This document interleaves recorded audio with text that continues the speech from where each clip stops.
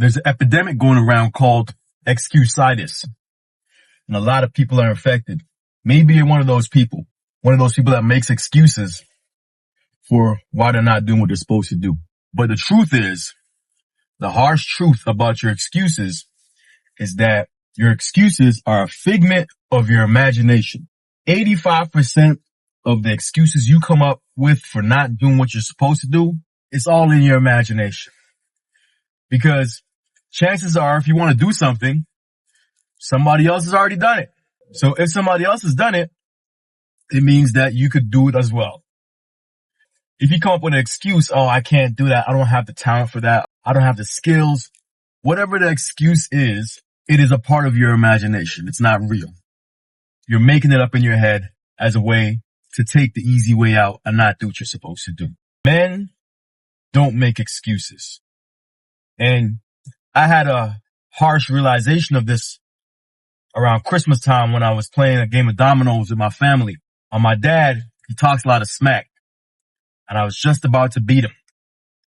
And my brother, he pulled a move that I thought was nonsensical, because the whole point of dominoes is to make that one person lose if they haven't won any games. And I was just about to hit my 6th game, which means I would have finally beat my dad, especially because he just beat me.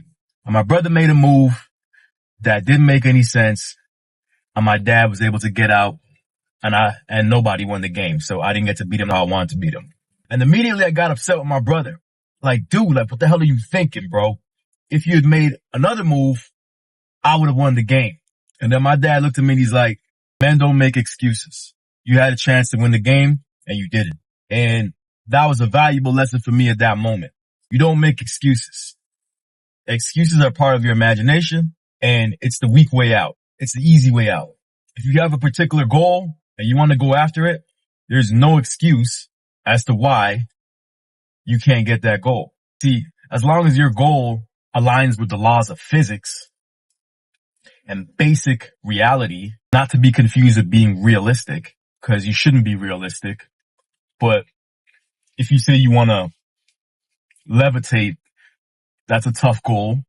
But if you say you want to make $1 million, that is a unrealistic yet realistic goal. Now, the way you get rid of excuseitis is by focusing on reframing the idea of what you want in your head.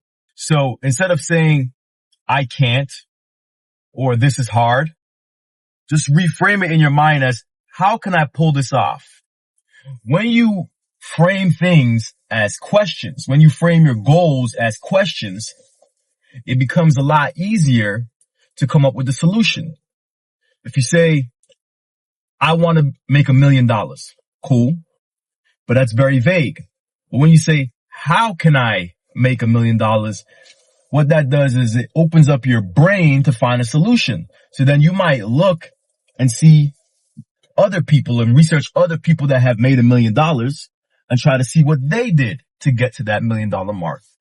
You might start researching to see what it takes. You might start studying habits of millionaires to see what they do, to see if you can copy it to get similar results. When you frame your goals as a question instead of making definitive statements, that's when you can really excel and accomplish your goals and kill that disease that is excuseitis. Now that you understand that most of your excuses don't really exist, and you could frame it as a question, think back to times that you've made excuses. Think back to when you said you can't do something because of a circumstance that is completely in your control. And then you could look back at it and see how you could reframe that in your mind as a possibility instead of an impossibility. You see, our life is just a compilation of the stories that we tell ourselves.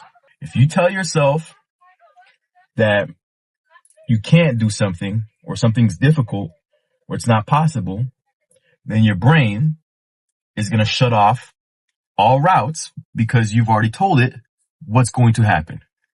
But if you ask your brain to use its power which it has almost unlimited power to try to find you a solution, that's when the excuses go out the window and you start to move into problem solving and getting things done. I encourage you to change the story that you're telling to yourself, to get rid of the excuses because they're just your imagination, and to reframe your thinking to understand that you are extremely powerful, that you create your life through your thought patterns and what you tell yourself. Tell yourself a different story.